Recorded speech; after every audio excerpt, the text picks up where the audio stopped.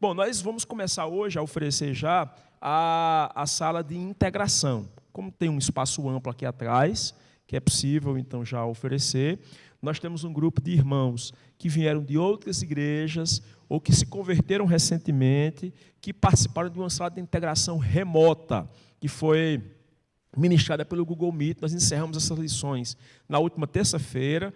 Nós temos aproximadamente 12 pessoas que vão se batizar, uma parte delas, outras vão apenas se tornar membros da igreja local, que estiveram acompanhando pela internet do curso e vão fazer a avaliação terça-feira, para que no próximo domingo, isto é, de hoje a 8 dias, após o culto, nós vamos ter uma assembleia, inclusive, para receber esses irmãos como membros. Mas há um outro grupo que começou a integração e preferiu continuar pela manhã, porque não gosta daquele modelo virtual, né, da internet.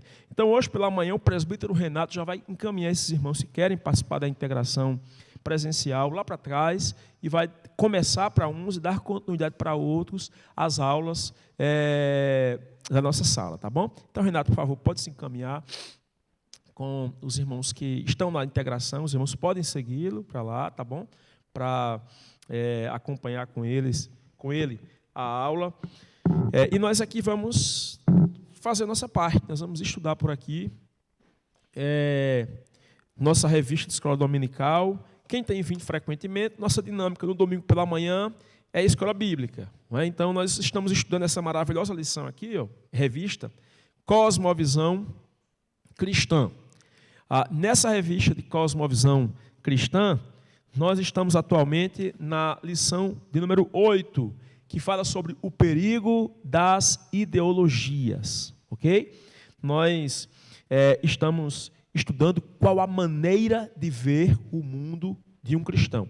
Pelo termo cosmovisão, nós já definimos aqui a maneira de ver o mundo, a visão de mundo. Ou seja, todos nós, mesmo que não usemos óculos, aqui, nós temos uma lente pela qual nós interpretamos o mundo. Não é? Então, porque eu sou um cristão, por exemplo, um cristão convicto, eu sou contra as injustiças sociais, porque nosso Senhor foi contra as injustiças sociais, porque a lei de Moisés era contra as injustiças sociais, porque os profetas denunciavam as injustiças sociais. Como cristão que eu sou contra a legalização do aborto, porque ele quebra o mandamento de Deus que diz: não matarás. Como cristão que eu sou, por exemplo, eu sou contra a preguiça, porque a Bíblia Sagrada nos ensina que nós precisamos trabalhar e nós precisamos fazer de tal modo que, como fruto do suor do nosso rosto, nós tenhamos o pão de cada dia em nossa mesa. Como cristão, por exemplo, eu sou contra a pornografia, porque a Bíblia Sagrada ordena que nós devemos ser santos. Ela condena toda forma de promiscuidade, toda forma de licenciosidade no que diz respeito ao sexo. Então, o que é que me faz pensar com essas e com muitas outras opiniões aqui que eu poderia expor hoje à noite? É a minha cosmovisão cristã. São as lentes interiores que eu tenho para filtrar aquilo que é de acordo com a minha fé daquilo que não é, daquilo que é contrário à minha fé. Entende? Para fazer afirmações que representam a minha visão de mundo como cristão ou a visão de mundo que a palavra de Deus ensina sobre a vida. Então, hoje nós vamos falar aqui sobre o perigo das ideologias, como que elas tentam nos assaltar, e nós vamos falar, então, um pouco hoje sobre questões políticas, inclusive. Não se preocupe que nós não vamos aqui nessa comunidade, hoje, nem nenhum outro dia, fazer alusão a nenhum grupo de esquerda ou de direita, a favor ou contrário a nenhuma personalidade política. Nós não vamos falar aqui a favor de Bolsonaro, nem a favor de Lula, nem a favor de Arnaldo, nem a favor de Nobinho. Nós não vamos falar a favor de nenhuma personalidade política que represente um projeto político de poder específico de direita ou de esquerda. Não, nós não vamos falar isso aqui. Evidentemente, nós temos algumas concepções cristãs, e eu creio que vocês também têm, e nós vamos procurar mostrar, meus irmãos, como que quaisquer que sejam as ideologias podem nos assaltar, de alguma forma, fazendo-nos comprometer a nossa visão de mundo cristão. É isso que a gente quer fazer aqui hoje. Então, em outras palavras, como foi posto aqui, no objetivo dessa lição aqui, quando nós terminarmos essa lição, nós queremos que você compreenda o que é uma ideologia. Nós queremos que você compreenda como que a difusão de uma ideologia pode representar, de alguma forma, um fenômeno religioso idólatra. Porque muitas vezes a ideologia ela é apresentada como uma religião mesmo, ainda que não tenha uma afirmação religiosa, mesmo que seja ateia muitas vezes, ela de alguma forma está vestida de uma roupagem parecido com um fenômeno religioso. E, portanto, ao final dessa lição aqui, nós queremos que você consiga refletir sobre a maneira adequada que um cristão deve ter para se posicionar frente a dilemas políticos, a dilemas sociais que surgem ao longo de nossa vida. Okay? É isso que a gente quer, então. Que você ganhe senso crítico para, como cristão. É claro que seria muita ingenuidade da minha parte esperar que ao final desta aula tudo isso acontecesse. Mas eu posso lhe dizer que essa é a intenção de nossa aula. É permitir que você, como cristão, ganhe de alguma forma algum tipo de capacidade de se posicionar frente aos dilemas políticos e sociais que a vida, então, nos oferece. Nós vamos, então, nesse momento, pedir a ajuda do Senhor para que possamos falar disso aqui com clareza, lendo a Bíblia, tentando explicar algumas questões que a Escritura nos ordena com relação a essas nuances. Senhor,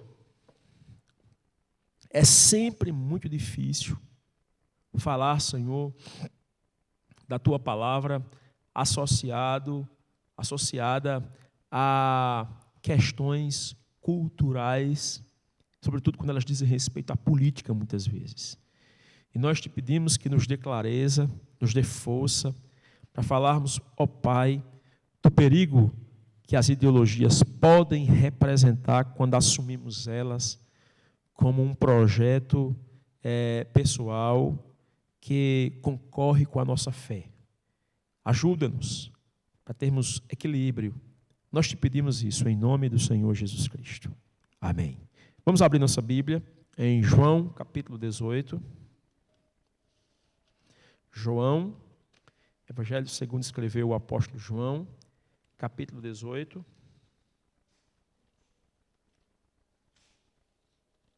Os irmãos se sintam à vontade para participar quando quiserem.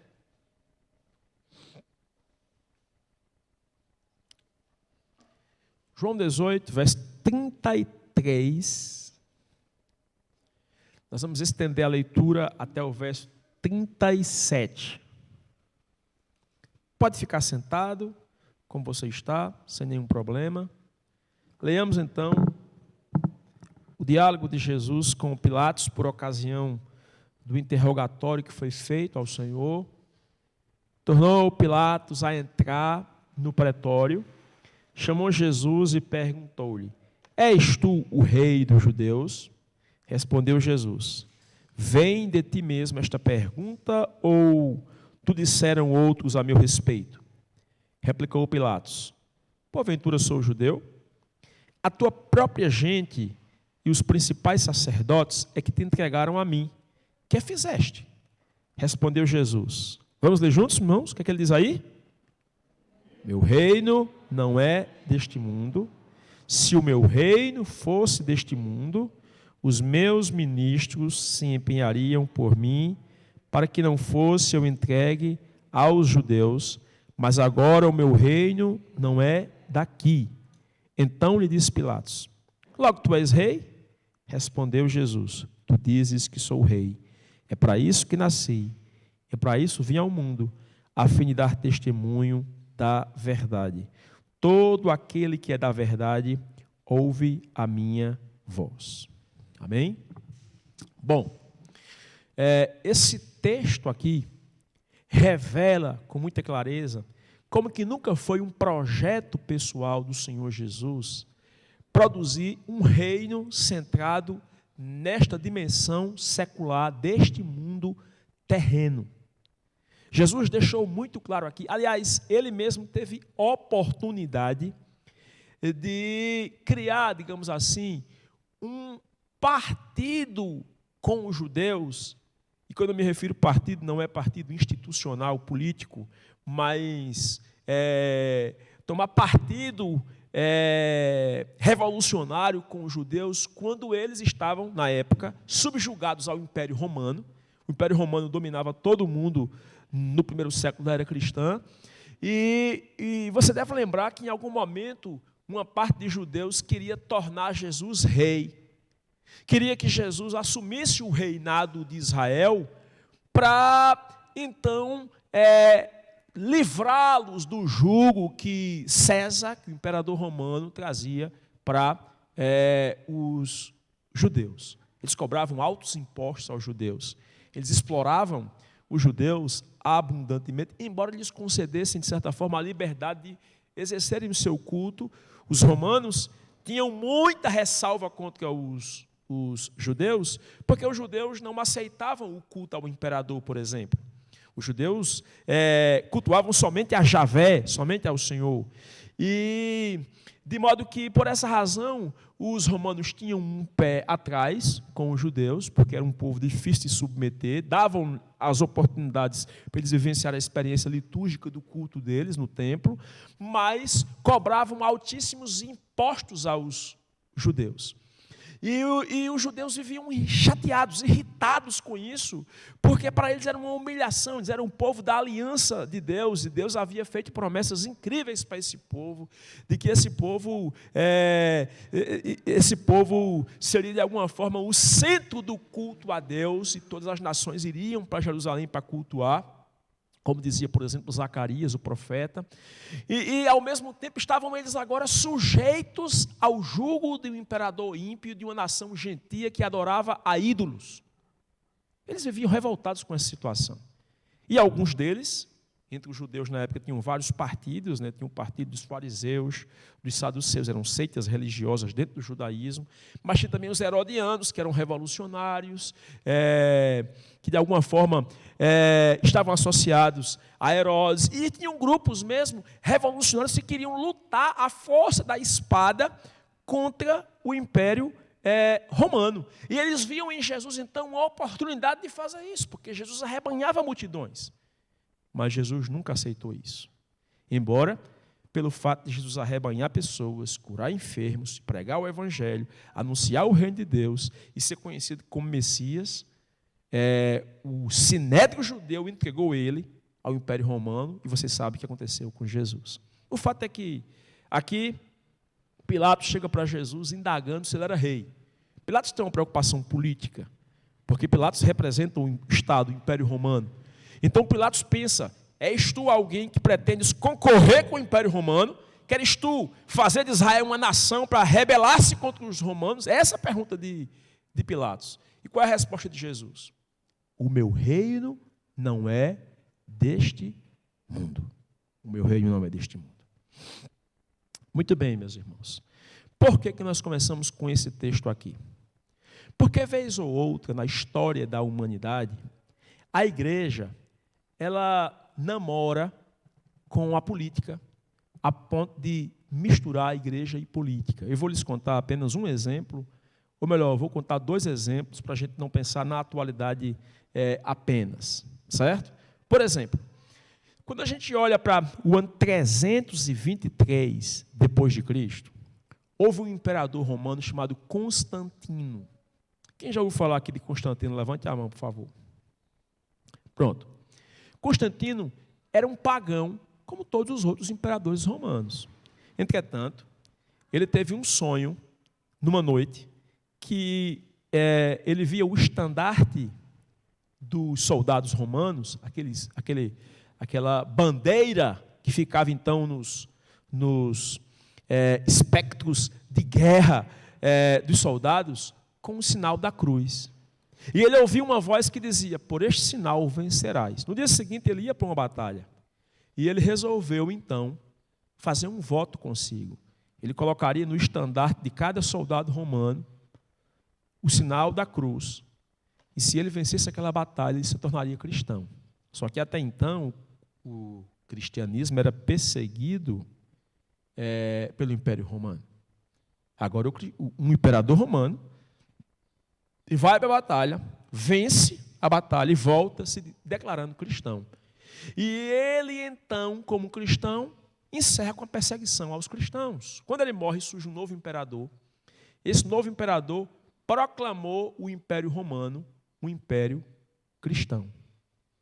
Entende? Então, a partir de então, o Império Romano se declara como sendo um império cristão. É a partir daí que se mistura interesses políticos com o interesse da igreja. Qual é o interesse da igreja? Levar o evangelho a todo o mundo. Qual é o interesse da igreja? Levar pecadores a se arrependerem e a se submeterem à fé em Jesus Cristo. O interesse político é diferente. O interesse político, muitas vezes, está atrelado a projetos pessoais ou institucionais de poder, que muitas vezes não pensam no todo, ainda que usem discurso relacionado ao todo. Isso trouxe terríveis prejuízos para a fé cristã. Dentre eles, a própria corrupção dentro do ambiente da igreja.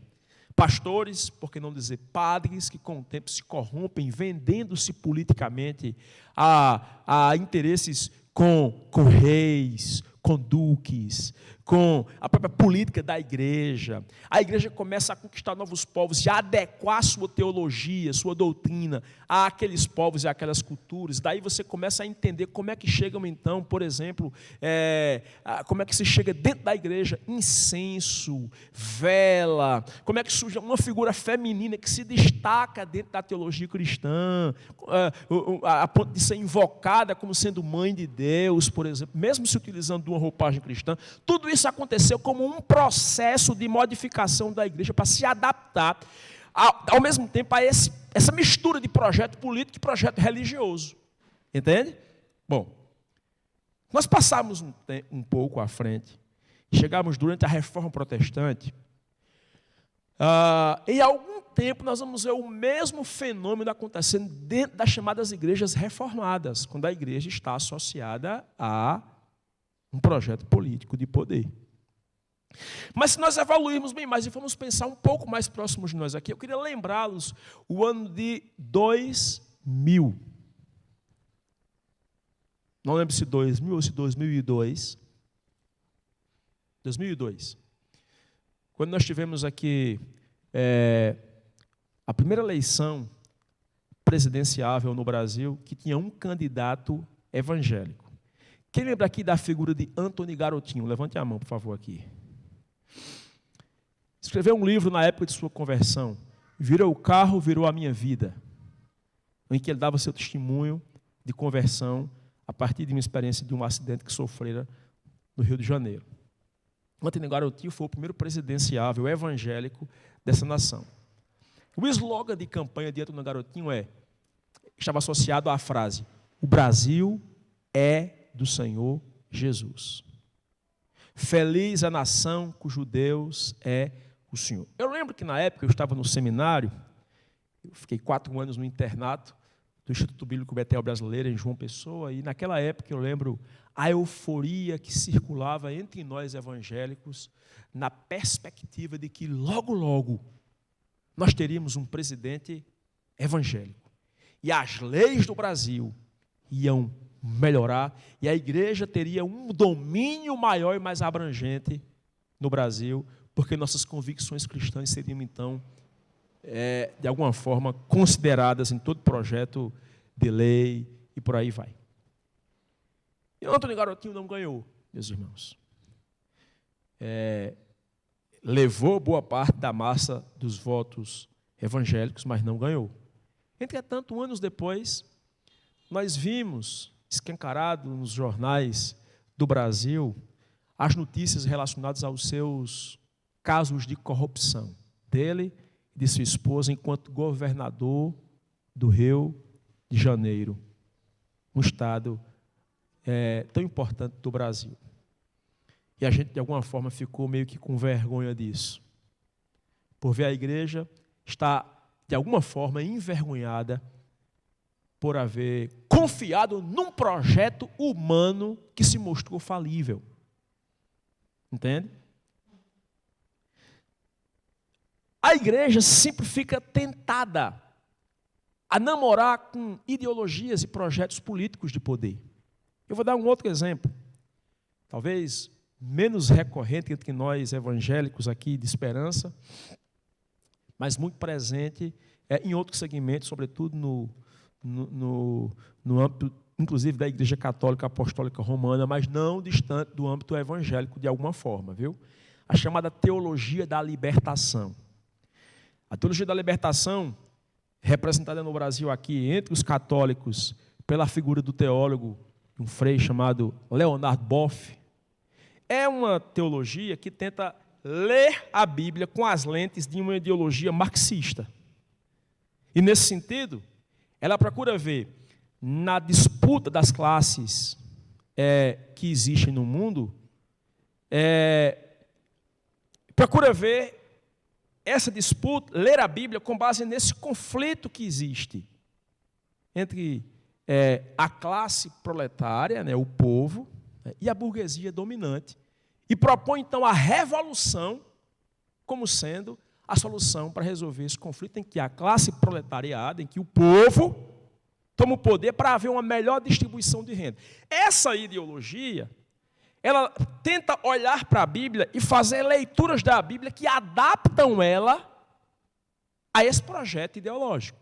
Então, é com essas lentes que você vai para a passagem lá de Êxodo e vê que Deus liberta um povo que está no cativeiro, escravo, sob o domínio do jugo de Faraó, e Deus levanta um líder que vai lá libertar aquele povo. Com base nisso, e é claro, eu estou sendo simplista aqui na minha leitura, se propõe então que a igreja deva se engajar politicamente para poder suprir a carência dos pobres e oferecer libertação a eles. E isso é apresentado em termos de um projeto político de poder em que a igreja esteja engajada. Na década de 70, por exemplo, houve um pastor protestante presbiteriano chamado Rubem Alves, que foi quem trouxe o movimento da teologia da libertação, de alguma forma, para os ambientes protestantes e evangélicos. Rubem Alves depois acabou deixando a igreja, durante o tempo da ditadura militar, largou a igreja presbiteriana e se dedicou ao ensino nas universidades, mas ele foi quem melhor representou a teologia da libertação no ambiente evangélico. O que é que tem em comum entre essa experiência, ora de direita, ora de esquerda? O que é que tem em comum nisso? É que a igreja sempre fica tentada a namorar com um desses projetos ideológicos. Então, nós vivemos um momento no Brasil, irmãos, muito difícil. Quem de vocês nunca encerrou, por exemplo, uma discussão, encerrou um almoço de domingo no meio de uma discussão política acerca de Bolsonaro ou Lula, por exemplo? Quem de vocês, por exemplo, não já perceberam dentro do ambiente da igreja um grupo fortemente militante, adepto da perspectiva de Bolsonaro, um outro grupo fortemente militante, adepto de Lula, ou mesmo adepto de Ciro Gomes, ou qualquer um dos candidatos que representem a dita esquerda. Houve um tempo, por exemplo, eu lembro que eu faço parte de grupos de pastores da minha denominação, em que os pastores estavam mandando pedido de filiação para que os pastores e os membros da igreja se filiassem ao partido político criado por Bolsonaro, por exemplo. Quantas nossas reuniões, muitas vezes, não se encerram com alguém chamando o outro de fascista ou de reacionário?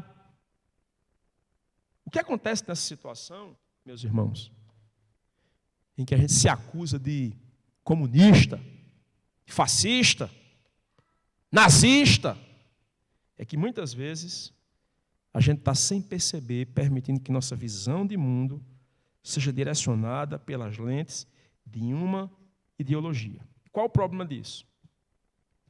É que muitas vezes a gente vê de maneira míope o nosso oponente, a pessoa que pensa diferente da gente. É isso que a ideologia faz. A ideologia, ela rouba o coração das pessoas para, em seguida, guiar os passos dela. Nós vamos ver hoje, de manhã aqui, quais são os perigos que as ideologias representam para nós aqui. Primeiramente, vamos entender o que é uma ideologia. Esse é o primeiro ponto da nossa lição, na página 46. Vamos conceituar o que é uma ideologia, certo? A ideologia vem de ideia. Então, ideologia é, de alguma forma, um sistema fechado de ideias que se coloca diante de nós como sendo um modelo através do qual toda a vida humana em sociedade deve ser interpretada ou até mesmo deve ser reestruturada. E qual o problema disso? É que essas ideologias, muitas vezes, elas desconsideram a complexidade que é a vida e que é o ser humano. Qual é o problema disso? É que as chamadas ideologias, às vezes, meus irmãos, ganham mesmo uma atmosfera religiosa, porque elas querem seguidores que consideram aquela ideologia praticamente como o único meio de salvação para a sociedade. É agora ou nunca. Nós precisamos desse candidato, dessa pessoa específica, senão a sociedade vai ser completamente destruída. O problema, como diria David Koizes, no seu livro publicado pela editora Vida Nova, Visões e Ilusões Políticas, o problema, meus irmãos, é que toda ideologia, qualquer que seja, de direita ou de esquerda, ela acaba tendo elementos totalitários. Elas leem a realidade por meio de uma só ideia central e negam qualquer outro conhecimento genuíno, certo? Então vamos pensar, em segundo lugar, na ideologia como sendo um fenômeno religioso, certo? O que é que nós admitimos acerca do ser humano? O ser humano foi criado à imagem de Deus, certo? E como ele foi criado à imagem de Deus, ele tem o seu coração vago e inquieto até que ele encontre repouso em Deus. Santo Agostinho dizia isso, né? Tu nos fizestes para ti, e enquanto nós não encontramos a ti, nós estamos inquietos nesse mundo. Nosso coração anda inquieto, anda sem repouso nesse mundo. Então, o problema é que essa vacância no coração faz com que nós sejamos facilmente conquistados, meus irmãos, pelas respostas que as ideologias podem, então, nos oferecer ao dilema da vida humana aqui. E aí, o problema é que essas ideologias, muitas vezes, elas propõem salvar a sociedade, e nesse afã de salvar a humanidade do mal que ela identifica, alguns líderes de movimentos políticos de direita ou de esquerda falam em termos de um discurso que se assemelha muito a um discurso religioso. Há uma espécie de messianismo político, há uma espécie de aura de sacralidade, os livros, às vezes, que eles fazem menção, são quase como a Bíblia, muitas vezes. Querem converter as pessoas. A ideia é tirar alguém de lá para cá, ou tirar alguém de lá para cá, e quem não está aqui é meu inimigo.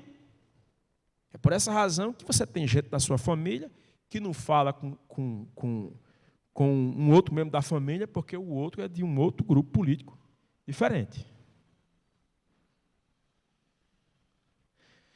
Então, vamos pensar aqui, meus irmãos, que há erros e acertos das ideologias, quaisquer que sejam as concepções ideológicas que você tem, de maneira mais ampla. Elas sempre percebem um desequilíbrio grave que existe no mundo. Porque nós vivemos num mundo de desequilíbrio muito grave. Por exemplo, vamos pensar num exemplo de um terrível, eu vou pensar num apenas, mas tem vários. Um exemplo de desequilíbrio que a nossa sociedade vive e que ficou claramente exposto nesse período de pandemia. A questão das desigualdades sociais. Olha, se teve uma coisa que a pandemia serviu, se teve uma coisa para a qual a pandemia serviu, foi para mostrar as terríveis desigualdades sociais que vive o nosso mundo. Vou dar um exemplo para você, bem prático. Minhas filhas estudam aqui na cidade numa escola particular. Eu não tenho dinheiro sobrando, não sou rico, mas eu procuro me esforçar para pagar uma mensalidade para elas estudarem nessa escola aqui na cidade. Todos os dias da pandemia, minhas filhas tiveram aula de 1h30, 1h25, para ser mais preciso, até 5 horas da tarde. A escola teve que se adaptar, teve de fazer algumas mudanças. Eu tenho um computador fixo em casa, fica com uma delas.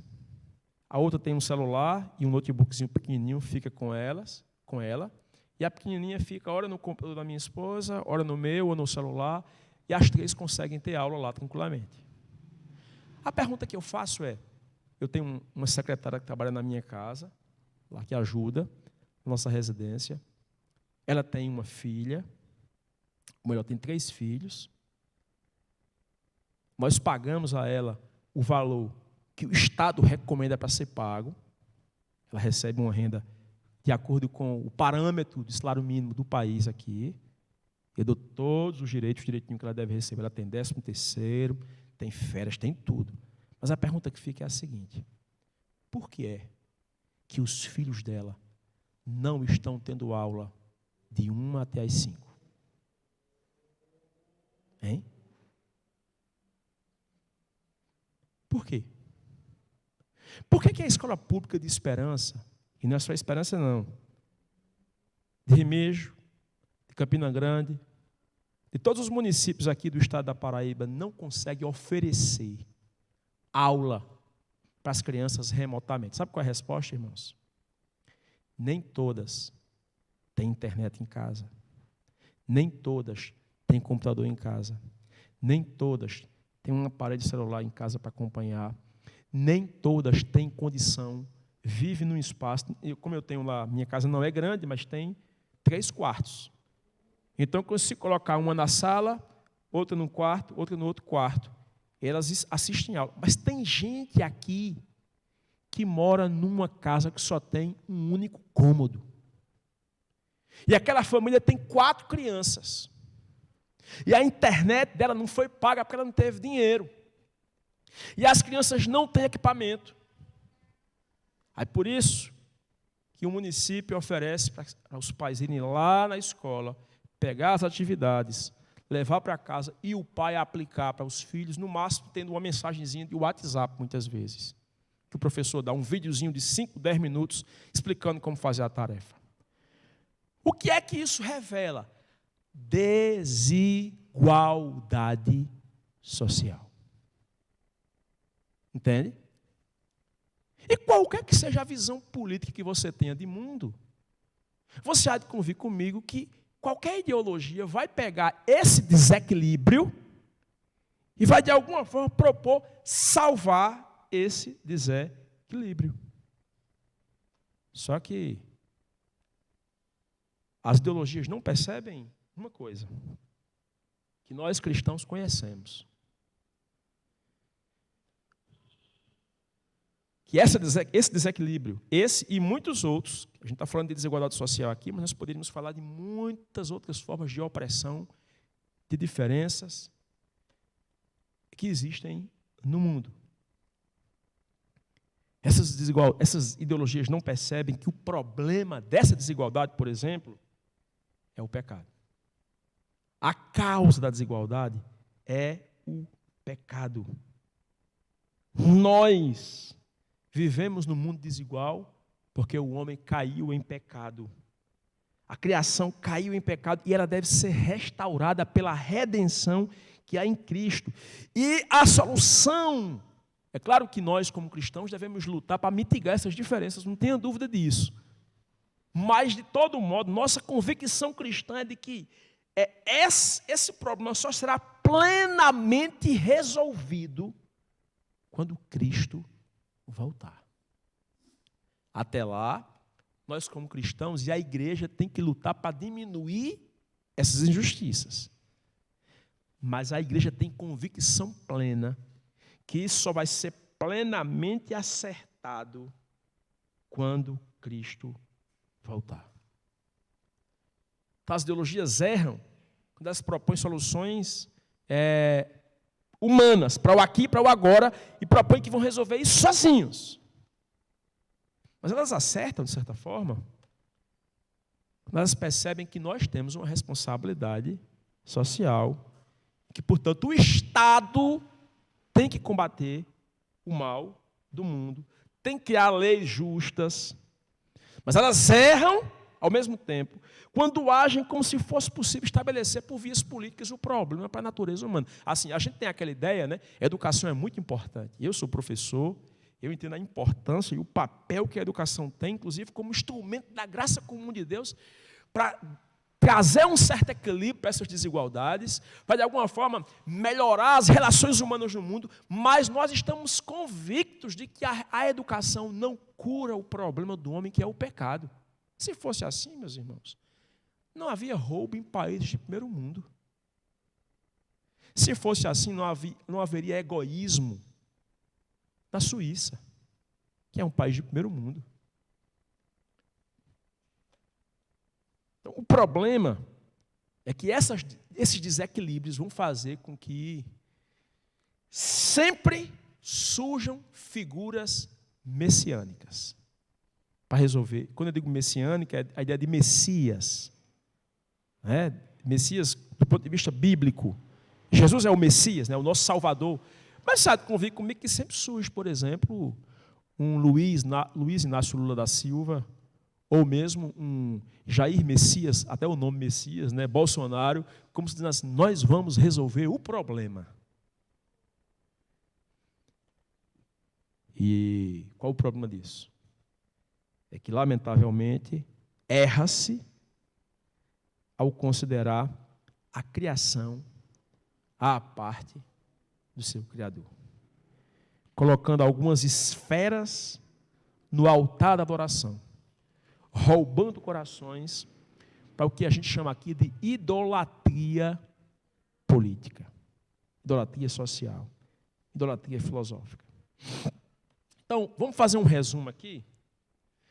Nosso tempo é muito resumido. Vamos fazer um resumo aqui das principais ideologias que existem, certo? Explicar para os irmãos as principais ideologias que existem, porque a gente tende a pensar assim, não, esquerda, direita. Mas entre a esquerda e a direita vai ter, às vezes, meios termos, né? Vamos explicar cada uma para os irmãos aqui. Eu vou ser bem rápido aqui, porque eu sei que isso, eu não sei se digo infelizmente, mas boa parte dos irmãos não estão nem aí para isso, embora sejam diretamente afetados por isso, certo? Mas eu vou mencionar rapidinho para a gente ir para o aspecto bíblico da coisa, a gente perceber algumas coisas que a palavra de Deus nos ensina acerca disso. Então, primeiramente, vamos fazer uma diferença aqui entre direita e esquerda. Vamos mostrar um quadro mal feito das ideologias nessa perspectiva de direita e de esquerda. Vamos entender como é que surgiu o uso desses termos direita e esquerda. Durante a Revolução Francesa, no século XVIII, na França, havia basicamente dois grupos que, conquanto tivessem pensamentos aproximados em alguns aspectos, tinham diferenças do ponto de vista da ação. Uns eram mais violentos, Os outros eram mais recatados, mas também pensavam muito semelhantes do que diz respeito à luta pela derrocada de um projeto de poder monarquista. Então, o que acontecia? Você tinha, no lado direito, você tinha os monarquistas tradicionais, e no lado esquerdo você tinha os republicanos, que se sentavam, e eles eram mais revolucionários, né? Eles eram mais ousados, queriam quebrar a praça, quebrar patrimônio, para provocar uma rebelião realmente lá. Então, é nesse sentido que esses conceitos de direita e de esquerda se afirmaram. Quando a gente estuda um pouco mais, a gente percebe que esses conceitos são insuficientes para determinar o pensamento de um indivíduo. A gente sempre quer rotular alguém de uma forma, e os crentes, nós muitas vezes queremos assumir uma dessas posições, mas nós precisamos perceber que não existe uma forma de você rotular uma pessoa a partir de um critério universal e único. Porque a gente acaba fazendo um quadro meio que mal feito dessas ideologias. E muitos de nós, às vezes, como aquele cara que chega na universidade, é muito comum, na universidade, no mínimo, chega lá, e como a maior parte é marxista, de esquerda, né? Aí o cara diz assim, eu sou marxista, ele nunca leu uma obra de Karl Marx, mas já virou marxista. Então a gente tem aquela tendência precipitada de assumir uma posição política com base na rotulação, sem o devido entendimento de tudo que está envolvido nesses rótulos. Vamos mostrar, então, as principais visões político-ideológicas. Em primeiro lugar, existe uma visão que é chamada liberalismo. Na visão liberalista, cada pessoa, chamada liberal, né, ou mesmo neoliberal, como você queira, cada pessoa é proprietária e dono de si mesmo, portanto, tem que ser livre para governar a si mesmo. Então, o indivíduo é livre para governar a si mesmo e, portanto, desde que sua decisão não infrinja o direito do outro, o Estado não deve se intrometer nas questões pessoais. Então, quando você pensa, por exemplo, na iniciativa do livre mercado, por exemplo, uma pessoa liberal ou neoliberal, pense que o Estado não deveria se intrometer em questões do comércio, permitindo a livre concorrência. Pouco importa se a pessoa está vendendo um produto caro, muitas vezes, explorando o poder de compra da população. O Estado não tem que se meter nisso. Essa é a perspectiva, então, liberal. O liberalismo tem dificuldade de impor limites ao próprio homem. E essa é a falha dele.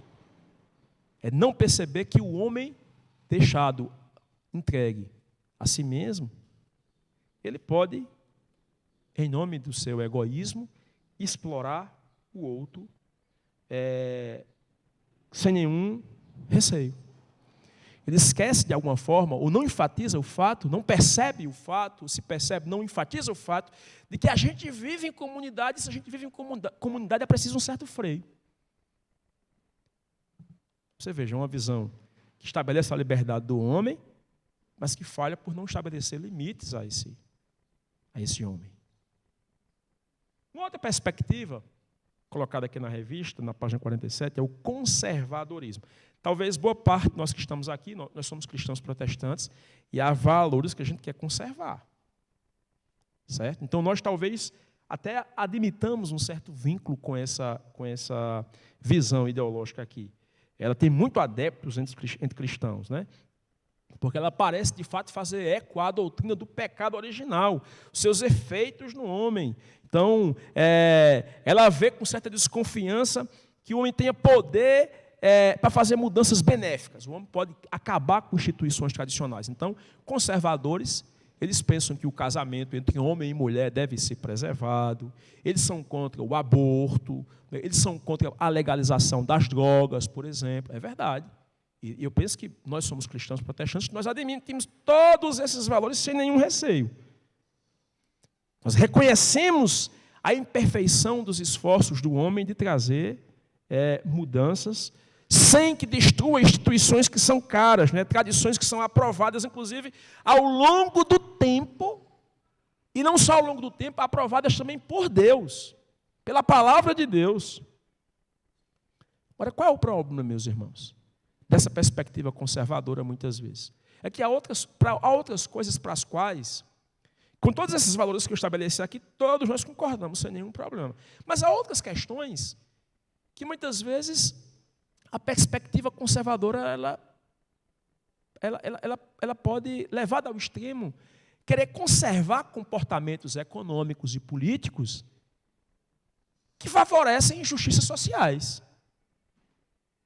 E o que é que eu estou querendo lhes mostrar com isso? Se nós fôssemos sempre conservadores para tudo, não haveria reforma protestante. Porque veja comigo que a reforma protestante trouxe uma mudança absoluta que desafiou o espírito conservador da Igreja Católica. Entende?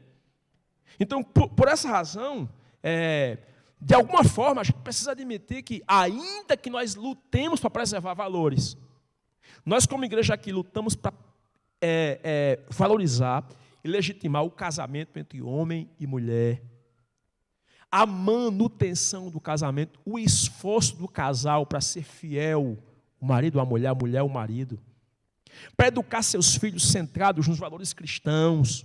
Nós vamos lutar para conservar isso com toda a força. Mas, ao mesmo tempo, nós não podemos negar que a graça comum de Deus, de alguma forma, pode fazer com que, de alguma forma, o homem consiga provocar mudanças políticas, sociais, artísticas, filosóficas, educacionais, que, de alguma forma, vão melhorar a vida humana no mundo e vão servir para a glória de Deus, de algum modo também. Então, não dá para querer conservar tudo. Nós vamos lutar para conservar os valores que nós cremos como cristãos. Mas há relações de poder econômico que não dá para conservar, porque produz injustiça social, produz opressão, produz domínio do rico sobre o pobre.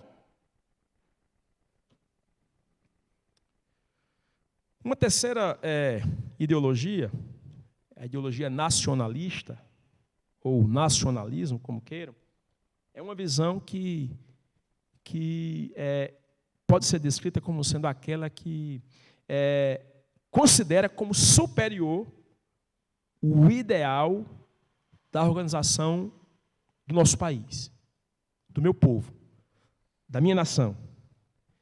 É um pouquinho diferente do patriotismo, que é aquela perspectiva que valoriza os símbolos da pátria, mas se aproxima um pouco dela porque o nacionalismo exige uma lealdade suprema e restrita à nação, a ponto de que, se for preciso, a gente fecha completamente as portas para receber estrangeiros. Vou dar um exemplo bem prático para vocês. O que está acontecendo com a Europa atualmente? Os imigrantes estrangeiros que vêm de país... Oi, Aldolécio.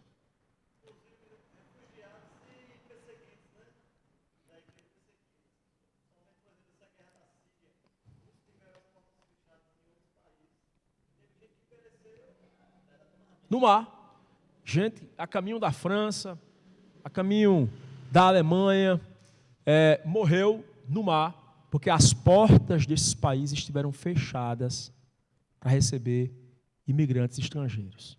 Porque eles representam um risco para a nossa nação, para a nossa cultura. Você há de convir comigo que, lamentavelmente, isso traz problemas também, né? Você veja que a França, em poucas décadas, se tornará o maior país europeu muçulmano. Né? Porque, de fato, os muçulmanos invadiram a Europa, invadiram a França, de certa forma. E, em nome do nacionalismo, a gente pode querer fechar as portas e ver gente morrer porque a gente não quis acolher.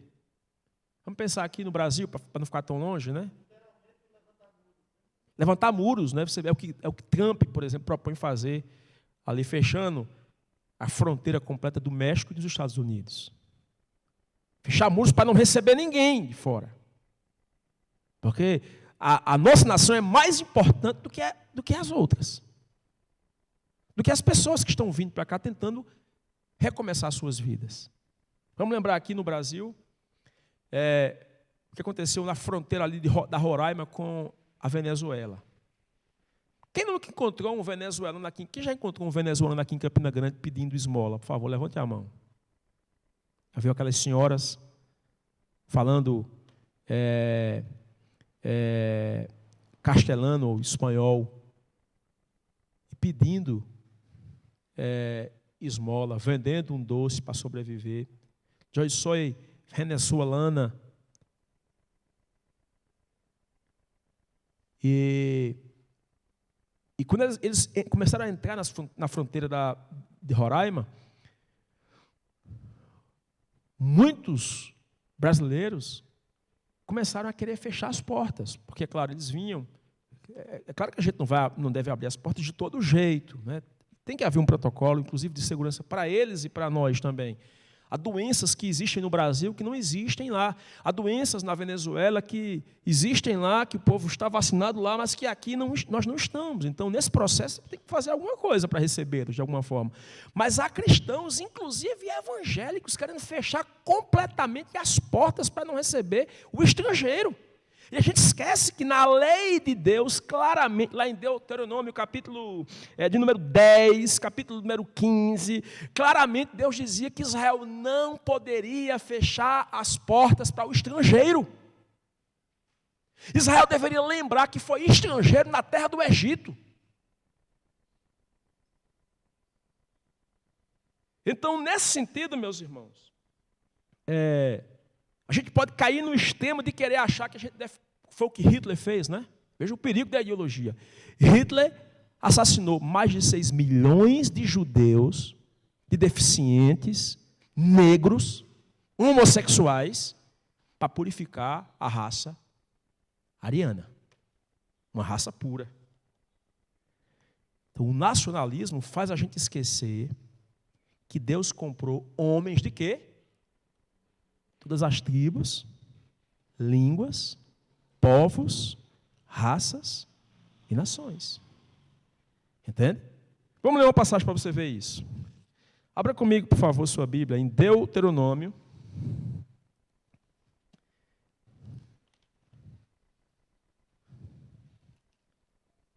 Capítulo de número 10.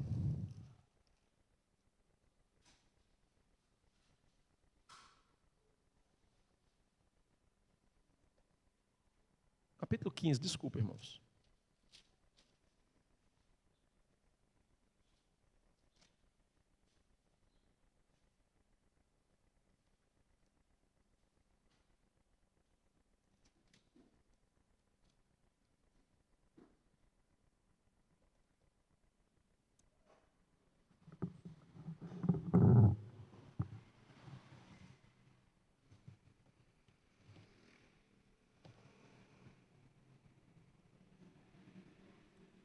Vamos ler aqui alguns versículos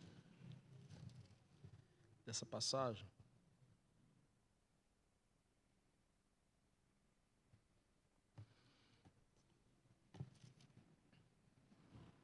Veja comigo, por favor, capítulo 15, o verso número 4. Para que entre ti não haja pobre, pois o Senhor teu Deus te abençoará abundantemente na terra que te dá por herança para a possuires. Israel tinha que, inclusive no ano da remissão, perdoar a dívida aos que deviam alguma coisa ao judeu, para que não houvesse pobre no meio da nação. Olha o versículo de número 7 aqui em diante.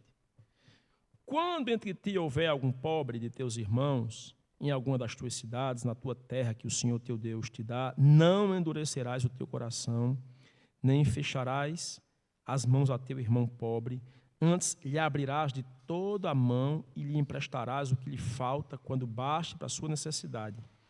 Guarda-te, não haja pensamento vil no teu coração, nem digas, está próximo o 7º ano, o ano da remissão, de sorte que os teus olhos sejam malignos para com o teu irmão pobre, e não lhes deis nada, e ele clame contra o Senhor, e haja em ti pecado. Então, no ano da remissão, o judeu não podia fingir que não tinha, para não dar ao que precisava, ao pobre, ao necessitado. Deixa-me ver um outro texto, capítulo de número 5, de Deuteronômio, por favor.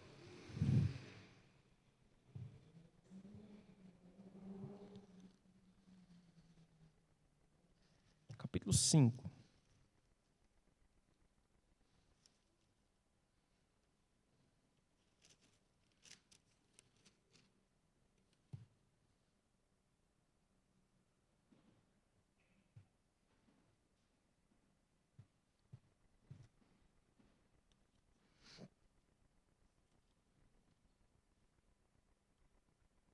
Olha o que diz aqui. Capítulo 5, verso 14.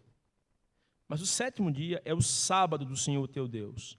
Não farás nenhum trabalho, nem tu, nem o teu filho, nem a tua filha, nem o teu servo, nem a tua serva, nem o teu boi, nem o teu jumento, nem animal algum teu, nem o estrangeiro das tuas portas para dentro, para que o teu servo e a tua serva descansem como tu. Porque te lembrarás que foste servo na terra do Egito, e que o Senhor teu Deus te tirou dali, com mão poderosa e braço estendido, pelo que o Senhor teu Deus te ordenou que guardasses o dia de sábado.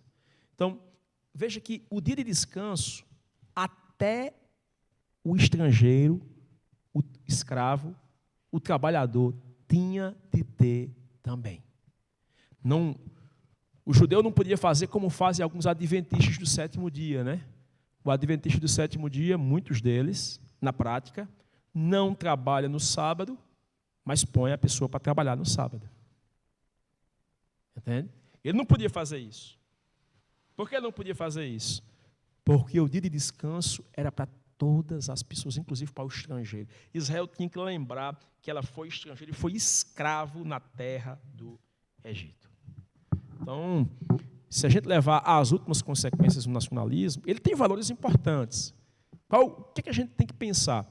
É que a gente tem que ter cuidado na medida que esses estrangeiros, imigrantes, vêm, refugiados de guerra, muitas vezes, da Síria, vêm para o Brasil, nós precisamos ter cuidado para preservar nossa cultura, nossa fé cristã, mas nós podemos fazer alguma coisa para acolher eles. Irmãos, tem igrejas cristãs em São Paulo, por exemplo, que fazem trabalho belíssimos com refugiados sírios. Tem comunidades cristãs lá em Roraima que fazem trabalhos belíssimos com imigrantes venezuelanos, evangelizando eles, acolhendo eles, dando-lhes oportunidades, não só porque o risco que a gente pode ter é de querer dar o peixe sem ensinar a pescar,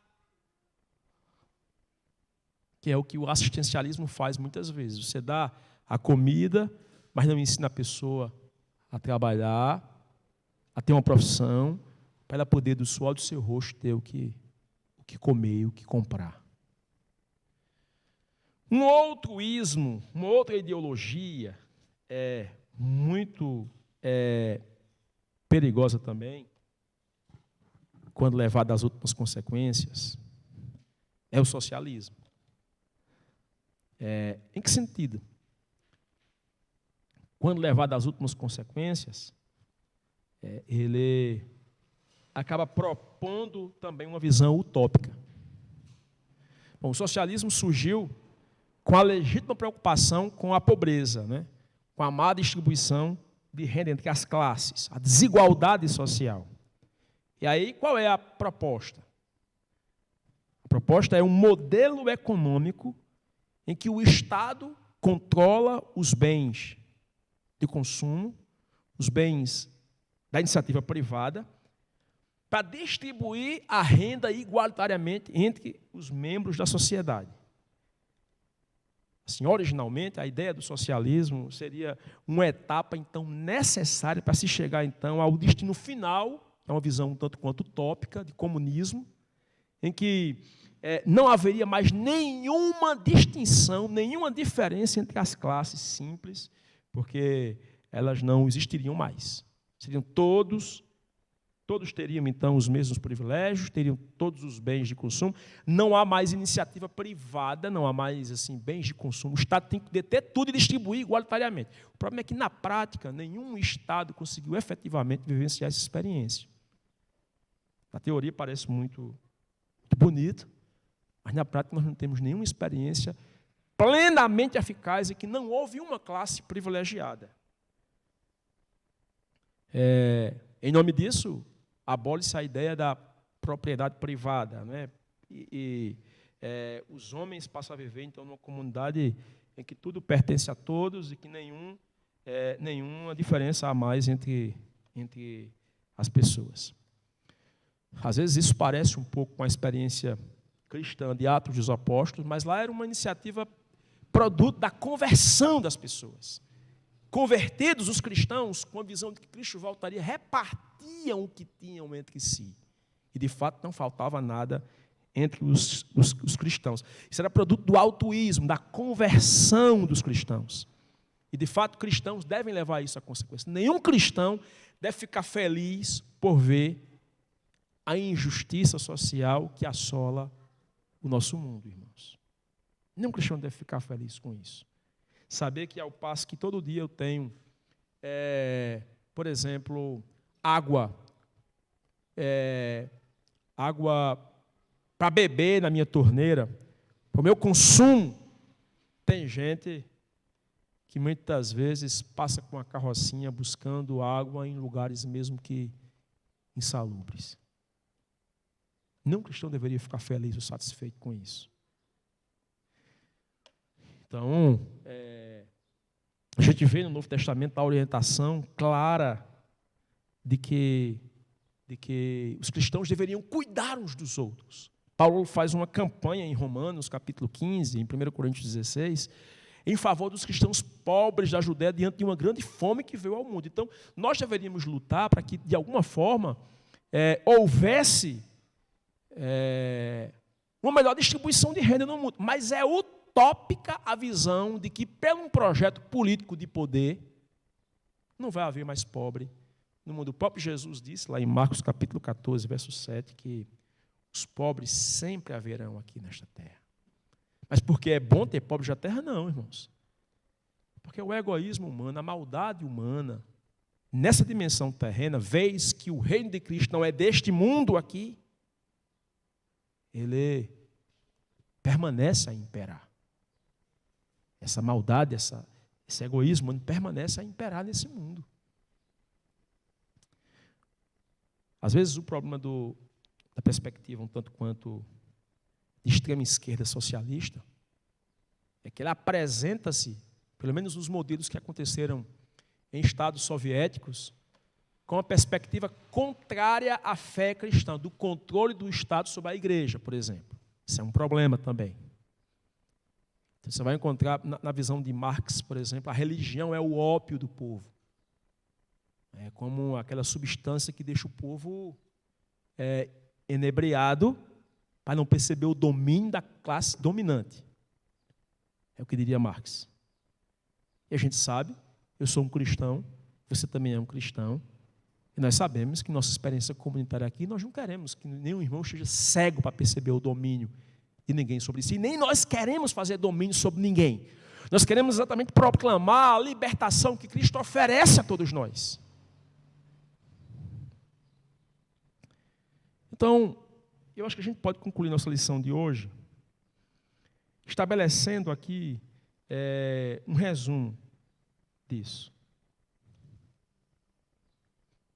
Seria um erro imaginar que a nossa salvação em Cristo tem efeito somente para a vida espiritual. Tem efeito só para mim. Seria um erro pensar isso.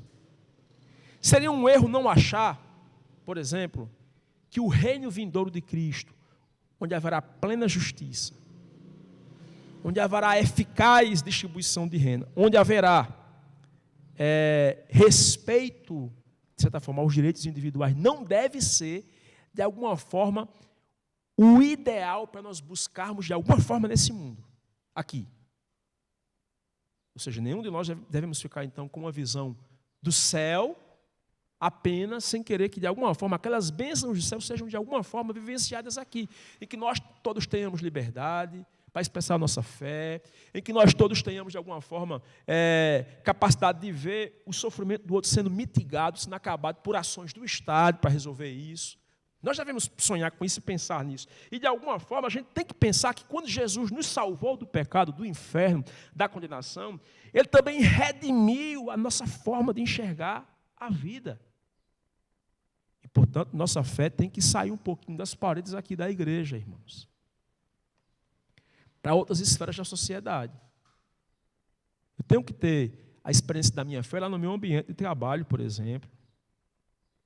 Nós devemos encontrar na palavra de Deus, irmãos, informações sobre nossas bênçãos e responsabilidades da nossa liberdade individual. Nós devemos encontrar na palavra de Deus os princípios para a gente conservar aquilo que é santo e puro. Mas, ao mesmo tempo, nós precisamos encontrar na palavra de Deus os princípios para nortear nossas decisões no que diz respeito à distribuição de renda, à justiça social, à independência de nossa nação, mas, ao mesmo tempo, o acolhimento com o carente, estrangeiro, refugiado que vem pedindo socorro.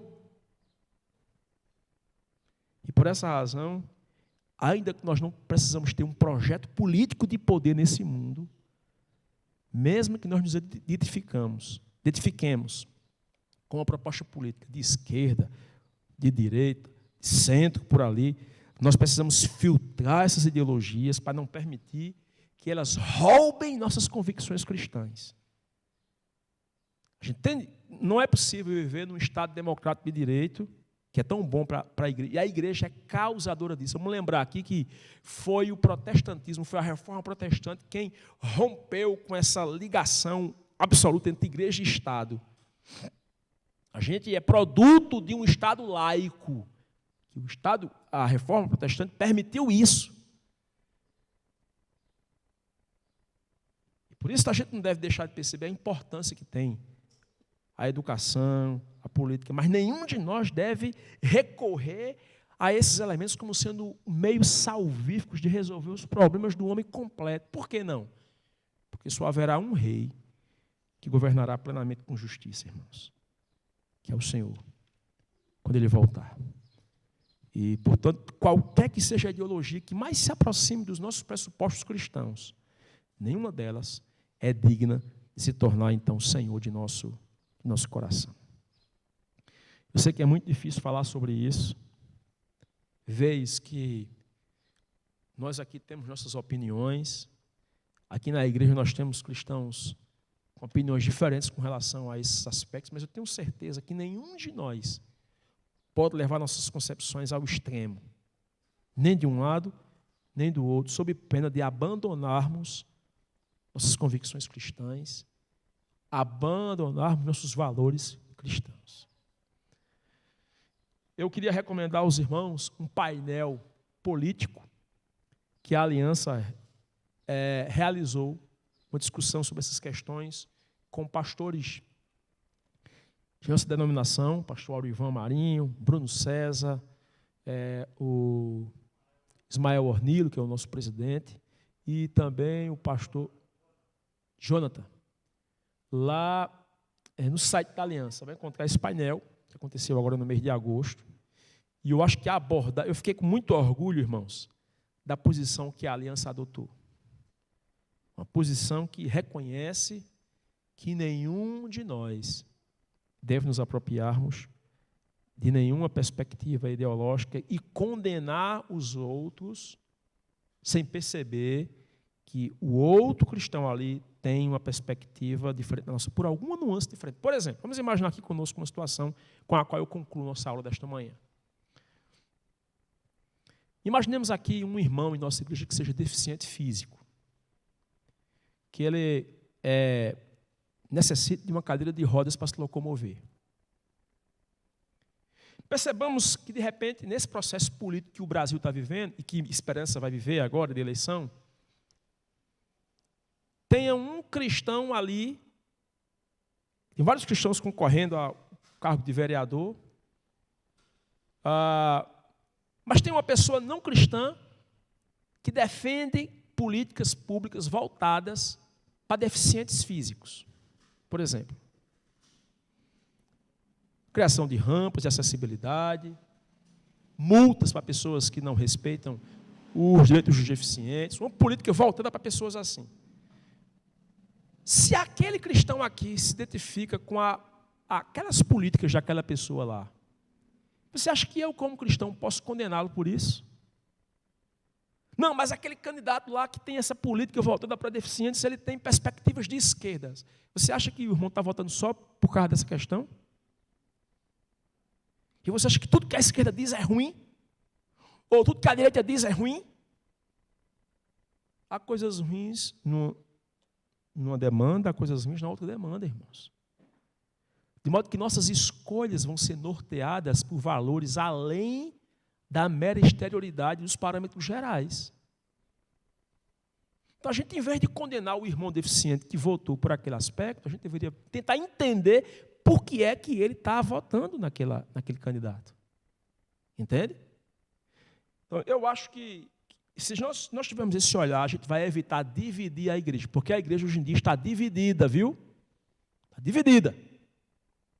Tem uma parte que é de um grupo político de extrema direita, uma outra parte que é de um grupo político que é de extrema esquerda, sem perceber que um extremo ou outro vai trazer prejuízo para a expressão de nossa fé individual e comunitária.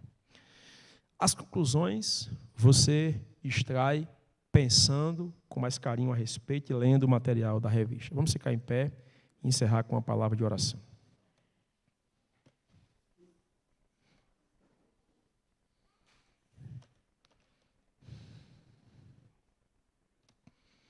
Bendito Pai, te louvamos por estarmos aqui reunidos e tratarmos desses assuntos tão difíceis, mas tão necessários.